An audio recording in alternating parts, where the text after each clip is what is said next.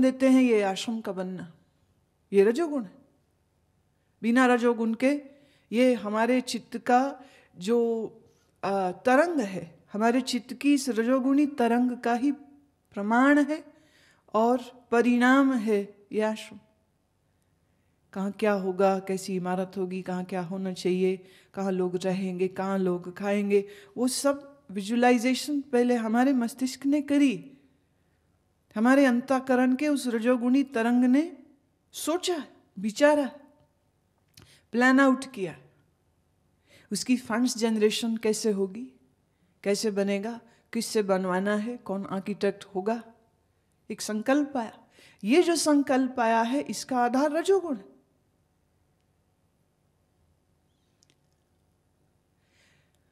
इस रजोगुण के परिणाम स्वरूप जो कार्य हुआ वह कार्य है फिर सत्वगुणी लक्ष्य के लिए।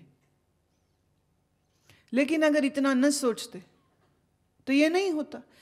जो हो रहा है तुम्हारे जीवन में भी वो इसीलिए हो रहा है कि तुम पहले सोचते हो फिर होता है। बस दिक्कत ये है कि तुम्हारे सोचने पर तुम्हारा कोई नियंत्रण नहीं है। Your mind thinks irresponsibly, obsessively and illogically। इसीलिए जो उसके नतीजे निकलते हैं वो इतने सुखद और सार्थक नहीं होते। प्रचार का कार्य रजोगुण है। आना जाना, बोलना, व्यवस्था। और वो बात अलग है कि आज मेरे साथ ऐसे समर्पित व्यक्ति हैं जिनकी जिम्मेदारी है कि वो जो प्रिलिमिनरी वर्क होता है वो उसको अच्छे से कर लेते हैं। लेकिन जब न्योता आया कि मैं उस देश या उस शहर में आऊं, जिस दिन मैंने उसे स्वीकार किया, वो स्वीकृति रजोगुण के वजह से है।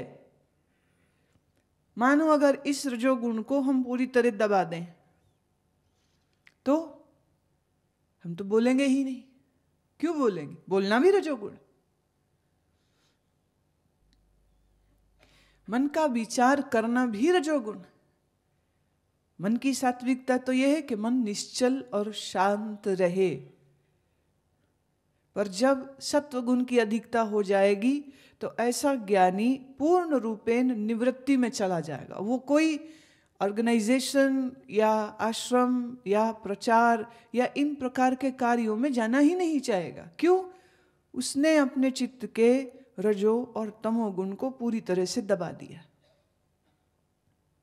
एक समय ऐसा था जब मेरे लिए बोलना, मिलना, किसी के पास जाना, किसी के घर जाना या किसी को अनुमति देना कि वो मेरे पास आए, इसकी इजाजत नहीं थी किसी को भी।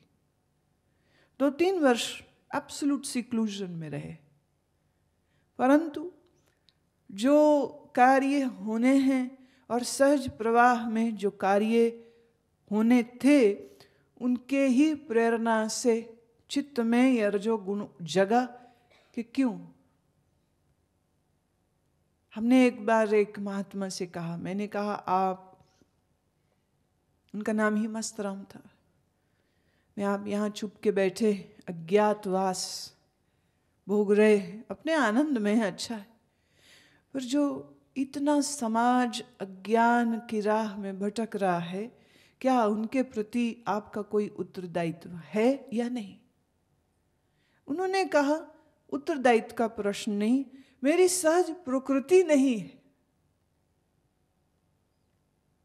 मेरी सहज प्रकृति निवृत्ति की है, सिक्लूजन की है।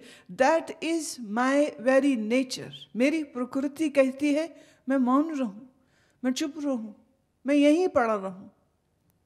रही बात दूसरों के कल्याण की, तो मेरा विचार ये है, जब मेरे मन में अपने आत्म जागरण का संकल्प आया तो मैंने अपनी नींद को तोड़ने के लिए यथासंभव साधन किए, खोजा, ढूंढा, भटका, पर एक दिन आखिरकार मेरे मन का पर्दा उठ गया। तो मुझे ये लगता है जैसे मेरी यात्रा हुई, ऐसे ही जिसके अंदर वास्तविक चाह उठेगी उसकी भी यात्रा हो जाएगी। We don't need any anchor. We don't need any guide. I never needed one. ये उनकी सहज प्रवृत्ति कि वो निवृत्ति में रहे। अब अपने प्रकृति के प्रतिकूल जाने पर कष्ट होगा।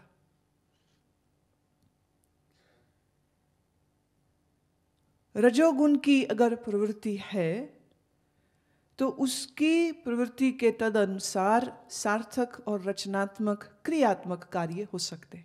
और तो और तमोगुण के भी बड़े लाभ हैं। जैसे क्रोध तमोगुण है, नींद तमोगुण है, आलस्य भी तमोगुण है, प्रमाद भी तमोगुण है। आप कहेंगे भी इसकी सार्थकता क्या है? जब आप शरीर से मन से कार्य करते करते करते थक जाते हैं, शरीर की एक कैपेसिटी है काम करने की, मन की एक सीमा है सोचने की। जब मन सोच सोच के थकता है, जब शरीर काम कर कर के थकता है, तब बाय नेचुरल लॉस प्रमाद की जरूरत है। चुपचाप पड़े रहो, विश्राम करो, आराम करो। ये विश्राम करना तमोगुण ही तो है, पर कितना सार्थक है। समझदार के जीवन में कुछ भी निरर्थक नहीं होता। जब आप व्यवहार के क्षेत्र में उतरते हैं, तब आपके क्षेत्र में आवश्यकता पड़ने पर क्रोध करने की भी जरूरत होगी। तुम कहो हम तो जी तमोगुण का त्याग किए हैं, हम तो सात्विक है, हम तो क्रोध नहीं करेंगे। इससे बात नहीं बनेगी। किसी न किसी एक स्थिति में जाकर के आवश्यकता पड़ेगी। बस फर्क ये है कि जब एक अज्ञानी क्रोध करता है तो उसे अपने क्रोध को स्विच ऑफ करना नहीं आता है, पर ज्ञानी क्रोध को भी एक हथियार की तरह, एक अस्त्र की तरह, एक शस्त्र की तरह प्रयोग में लाता है। जहाँ आवश्यकता हो वो उसको यूजेज में ले आता है। नींद निरर्थक है कि सार्थक? जिस नींद के टूटने के बाद उद्देश्य संसार भोगना ही हो, तहाँ नींद व्यर्थ हो गई और वहां जगना भी व्यर्थ हो गया। जिस व्यक्ति के जीवन में चेतना को अतिक्रमित करते हुए इवॉल्व करने का लक्ष्य हो, जिसे अपने जीवन को किसी एक विशेष उद्देश्य के लिए, किसी जागरण के लिए जीना है, उसके लिए जगना भी सार्थक है और वो सोए तो वो भी सार्थक है। क्योंकि सोने में वो अपनी एनर्जी को रिवाइव बैक कर लेता है। आंखें देख देख थक जाती हैं, कान सुन के थक जाते हैं।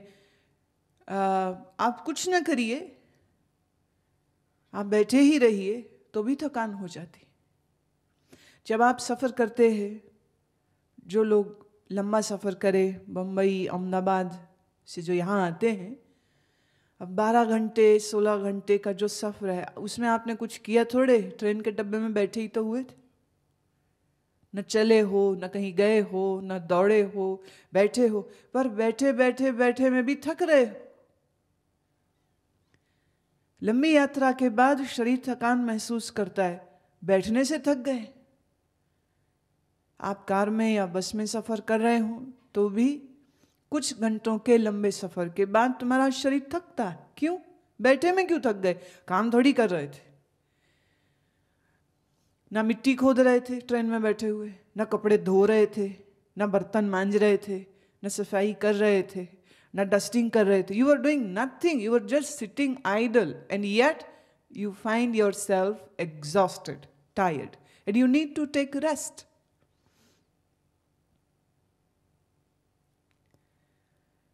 हम आराम करें, विश्राम करें, काम करें, पर हमारे सब चीज़ों के करने के पीछे अगर कुछ लक्ष्य है तो सोना भी गलत नहीं, जगना भी गलत नहीं, खाना भी गलत नहीं।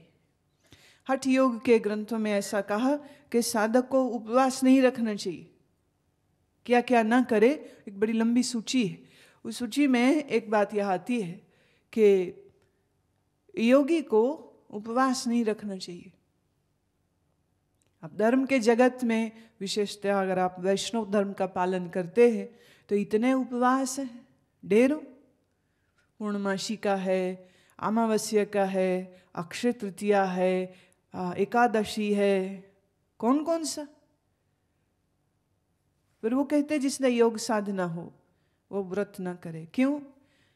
आसन करने के लिए शक्ति चाहिए। आहार नहीं खाए, अगर संतुलित आहार नहीं खाए, शरीर क्षीण होगा, कमजोर होगा। और कमजोर शरीर से सूर्य नमस्कार आसन करोगे क्या? शरीर कांपने लग जाएगा। Food gives you energy and a limited and proportionate amount of food provides the nutrition. वो पौष्टिकता देता है, शक्ति देता है, ऊर्जा देता है। इसलिए कहा उपवास न करे, खाए, बिल्कुल खाए, खाना चाहिए। तो किसी योगी गुरु के पास अगर आप योग सीख रहे हैं और आप उसे कहे कि महाराज आज हम उपवास करना चाह रहे हैं, तो वो कहेंगे पागल हो गए, क्यों? योग नहीं साधना, कोई आवश्यकता नहीं। जिसने 2 घंटे आसन करने हो, जिसने प्राणायाम करना हो, वो बिना आहार के रहे तो उचित नहीं।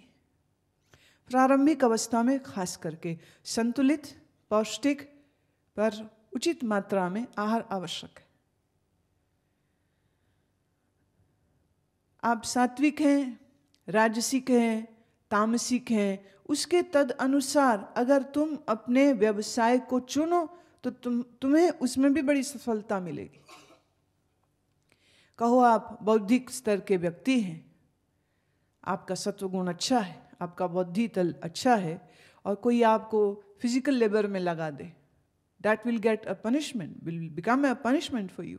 पढ़ना, पढ़ाना, सीखना, सिखाना, यह सात्विक व्यक्ति का कार्य होता है। जो राजसिक है वो कहेगा दिमाग खराब हो गया, बैठ के किताब के कीड़े हो जाएं, कुछ और ना करें। इतने देर में हम खेत जो दे, हल चला दें, बीज बो दें, ये कर दें, वो कर दे, कौन बैठे? जो रजोगुणी है उसको तू कहो तू ध्यान कर, कह रहे पागल है, 1.5 घंटे में ध्यान करूं, 1.5 घंटे में बैठ करके इंटरनेट सर्फ करूं, शेयर बाजार में लेन देन करूं, कितना मुनाफा कमा लूं मैं 1.5 घंटे में। आंख बंद करके मैं ध्यान करूं, इधर शेयर मार्केट गिर जाए, मुझे पता भी न चले, जहां आंख खोलूं तो पता लगे सब गया। पहली बात तो यह है आपकी जिंदगी का उद्देश्य क्या है, यह स्पष्ट होना चाहिए। एक दफे वो स्पष्ट हो जाए, फिर आप अपने स्वधर्म, निज धर्म के तदनुसार जीवन को जिए, ये श्रेष्ठ है।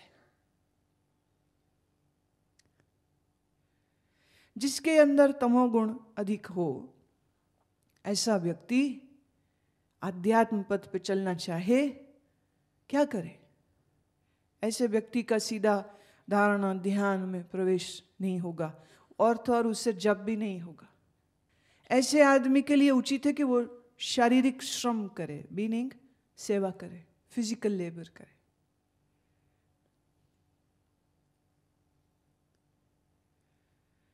मैं एक आश्रम में निमंत्रित थी, वहाँ एक साधु को मैंने देखा कि वो घास काट रहा था। हमें स्टेशन से उसी ने लिया था, सुबह वो ड्राइविंग कर रहा था, शाम को देखा वो घास काट रहा था। अगले दिन फिर उसी की ड्यूटी थी, हमें किसी जगह ले जाना है तो हमें ड्राइव उसी ने करना था। बीच रास्ते में मेरे साथ जो अन्य व्यक्ति थे वो आपस में बातचीत करने लगे। उससे पूछते हैं कि अच्छा स्वामी, फिर तुम ध्यान कब करते हो, क्या करते हो? तो उसने हंस के कहा, बोले ध्यान और मैं क्या बात कर रहे हो? अभी हम शरीर और मन को शुद्ध कर रहे हैं, और इस समय घास काटना ही मेरी साधना है, झाड़ू लगाना मेरी साधना।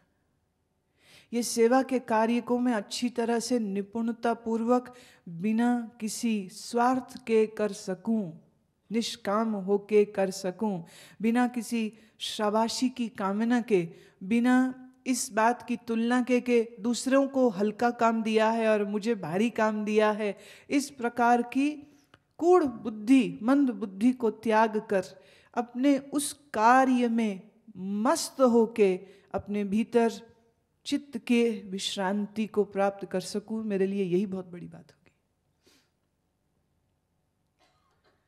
बात उसने बिल्कुल सही कही। तुम जाओ गुरु के पास कि मुझे समाधि चाहिए, गुरु कह रहा ठीक है जाओ घास काटो, गौशाला में काम करो, तो तुम्हारा फर्स्ट रिएक्शन ये होगा ये काम मेरे हैं करने के, हम तो ज्ञान ध्यान साधने आए और हमें रसोई में डाल दिया।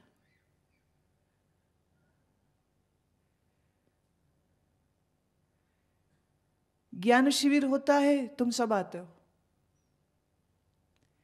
पर तुम में से किसी ने कभी इस बात की विचार की कि क्या आपकी बौद्धिक क्षमता और अंतःकरण की शुद्धता उस मापदंड तक पहुंच चुकी है, इतना शुद्ध हो चुके हैं कि अब ज्ञान को धारण कर सकते?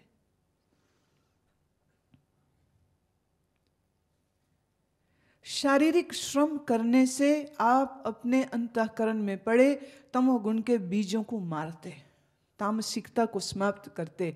अहंकार रहितता क्या होती है, ये जो फिजिकल लेबर करता है वही जानता है। देखिए घर में आप करते हैं, वहाँ करने में और अहंकार बढ़ता है, या आप उसका प्रदर्शन करेंगे, पति को बच्चों को कहेंगे देख कितना काम करते हैं, उसके लिए भी आप रिवॉर्ड चाहते हो। सारा दिन पत्नी घर संभाले, शाम होने पर अगर उसका पति उसे घुमाने ना ले जाए, ड्राइव पे ना ले जाए, वो भी गुस्सा हो जाती। इसलिए सब पतियों को हर तीसरे चौथे दिन पत्नियों को आउटिंग पे ले जाना पड़ता है, खासकर वो पत्नियां जो घर ही में रह करके गृहिणी का कार्य करती, विशेषतः उनको, they get bored, they get agitated. Exactly similar conditions, आप आश्रम में रह रहे हो और आपको शारीरिक कर्म करने को दिए गए हो, आपका मन उससे भी विचलता है। झाड़ू ही लगाते रहो, मंदिर ही साफ करते रहो, गौशाला में गोबर उठाते रहो, गोबर उठाने से ध्यान लग जाएगा, तुम्हारी बुद्धि, तुम्हारी अकल विद्रोह करती है। मेरे पास हरिद्वार से एक ब्रह्मचारी आया, उसने बड़ा तड़प के कहा मुझे आत्मज्ञान चाहिए, मैं आपकी शरण में आया हूं, मुझे अपने पास रखिए। मैं ठीक है आओ रहो। उसके जिम्मे गौशाला का कार्य दिया कि आप गौशाला का कार्य करिए। शायद 2 महीने भी नहीं निकले होंगे, धरना मार के बैठ गया, मुझे बात करनी है आपसे, अभी बात कीजिए। बोलो आखिर आत्मज्ञान कब कराओगे?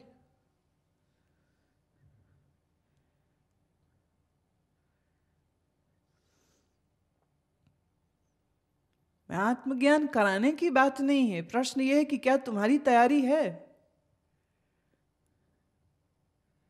आप बिजली घर से जाके झगड़ा करिए कि हमारे घर में बिजली नहीं पहुंचा रहे, और वो आपसे पूछे कि क्या आपने बेसिक वायरिंग मीटर की सब फिटिंग करा ली। अगर आपने वो नहीं कराई तो बिजली घर से बिजली की सप्लाई आपके घर में कैसे दी जा सकती? You have to do the preparation.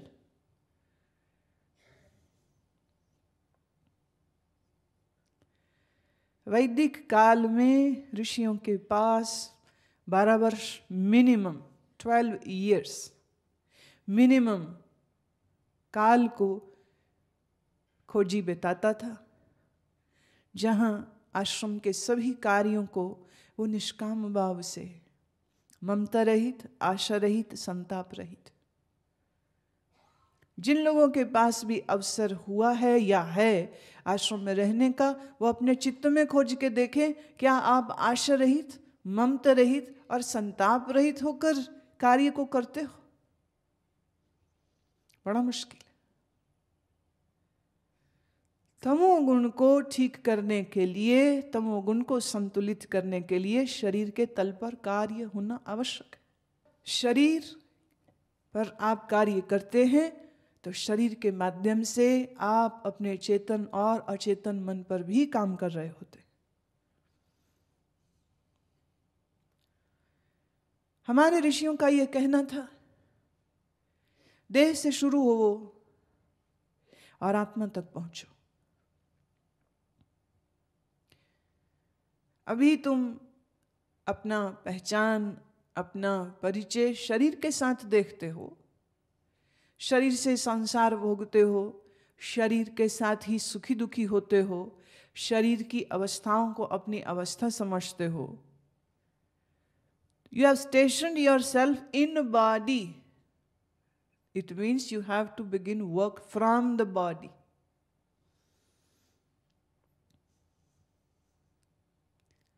योग इसीलिए कहता है आसन को सिद्ध करो। आसन सिद्ध का अर्थ होता है जब आप बिना हिले डुले 6 घंटे तक इस आसन में सुखपूर्वक बैठ सके तो समझे वो आसन सिद्ध हो गया। कोई भी आसन हो, ध्यान के आसन अलग हैं, स्वास्थ्य के आसन अलग हैं, चक्रों को संतुलित करने के आसन अलग हैं, लेकिन जिस आसन में आप ध्यान की चाह रखते हैं, ध्यान से पूर्व योग कहता है पहले आसन को सिद्ध करो, so that you can sit immobile still minimum 6 hours।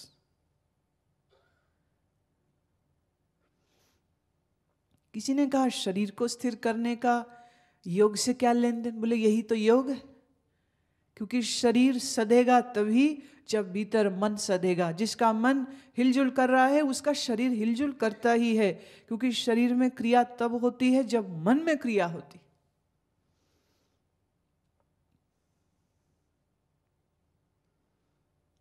ने कहा शरीर साधो, त्राटक साधो। तुम्हारी आंख की पुतली बिना जप के रह सके, तुम्हारी आंख की पुतली एक ही जगह पर टिक जाए, अर्जुन की भांति, जिसे सिर्फ चिड़िया की आंख दिख रही थी, जिसे सिर्फ चिड़िया दिख रही है, पेड़ नहीं, वृक्ष नहीं, जिस पर वार करना है, जिस पर तीर चलाना है, बस वो लक्ष्य ही लक्ष्य दिख रहा है और उसको कुछ नहीं दिख रहा था। त्राटक की सिद्धि ये होती है कि जिस इष्ट, जिस मूर्ति या जिस प्राकृतिक वस्तु के ऊपर आप त्राटक करें, पहली बात आंख की पुतली हिले नहीं, ठहर जाए, पलक झपके नहीं, पलक ठहर जाए। और फिर जब तुम आंख बंद करो तो वह दृश्य, वह वस्तु रियल टाइम तुम्हारी बंद आंखों में भी तुम्हें दिखे। इसे कहते त्राटक की सिद्धि।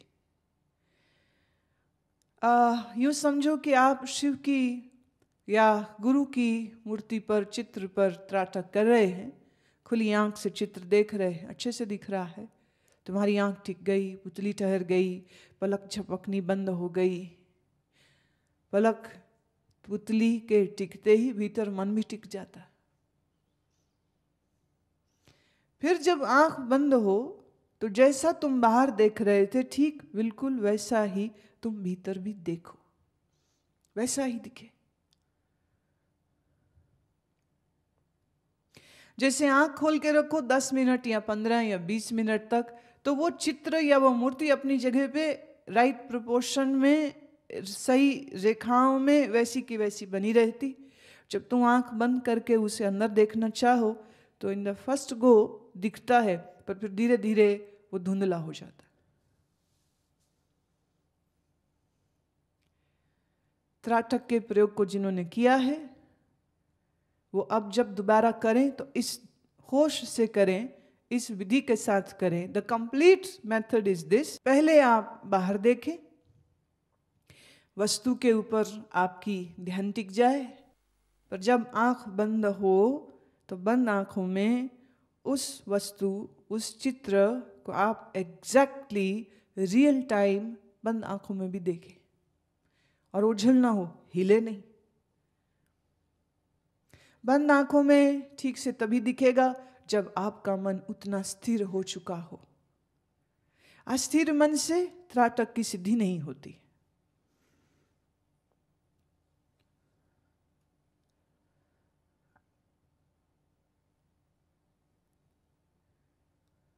श्रेयान स्वधर्मो, श्रेयस्कर है कि तुम अपने निज धर्म में जियो, निज धर्म के अनुसार, अपनी प्रकृति के अनुसार कार्यों को करो। वह कार्य फिजिकल हो, शारीरिक हो, मानसिक हो या बौद्धिक हो, आपकी जैसी प्रवृत्ति है आप वैसे कार्यों को करें तो उसमें असंतुलन नहीं आएगा। जैसे कोई चित्रकार होना चाहे पर माँ बाप कहें ले इसमें क्या है, इसमें कोई ग्रोथ नहीं, प्रोग्रेस नहीं, स्टेटस सिंबल नहीं, इंजीनियर बनो, कंप्यूटर इंजीनियर बनो, MBA करो, चार्टर्ड अकाउंटेंट बनो। ज़माने में हमेशा ना कुछ एक प्रोफेशंस की हवा चल जाती है। एक समय था सब इंजीनियर बन रहे थे, फिर एक समय आया सब डॉक्टर होना चाह रहे, आजकल जिसे देखो सब MCs होना चाह रहे हैं, कंप्यूटर एनालिसिस और मास्टर कंप्यूटर होने चाहते, कंप्यूटर के क्षेत्र से जुड़े हुए प्रोफेशंस में या अकाउंटेंसी के प्रोफेशन में। जिसको देखो, किसी यंगस्टर से पूछिए तो क्या करना चाहता है, कंप्यूटर। अब प्रश्न उठता है क्या ये तुम्हारे स्वभाव में है? सोच के देखिए, आपने अपने जीवन को जैसे जिया है, क्या आपने अपनी प्रकृति के अनुसार जिए? अब किसी की प्रकृति पढ़ने में है लेकिन उसकी पढ़ाई हटा दी जाती क्योंकि माँ बाप परिवार कहते नहीं ये करना है तुम्हें। Someone else is deciding that you will do this and not this. किसी की प्रवृत्ति है कि वो नृत्य सीखे, संगीत के क्षेत्र में जाए, और परिवार की एक अपनी सोच है, एक अपनी बुद्धि है, वो कह रहे नहीं नहीं इसमें क्या रखा, कोई इज्जत है, नाचने वाला बनना है, नाचना रंडियों का काम होता है, नाचना भी कोई काम है, ये नहीं करना। कोई बच्चा कहे मेरे को संगीत सीखना है, गाना सीखना है, कोई साज बजाना सीखना है, माँ बाप विरोध करते नहीं नहीं इंजीनियर बनो।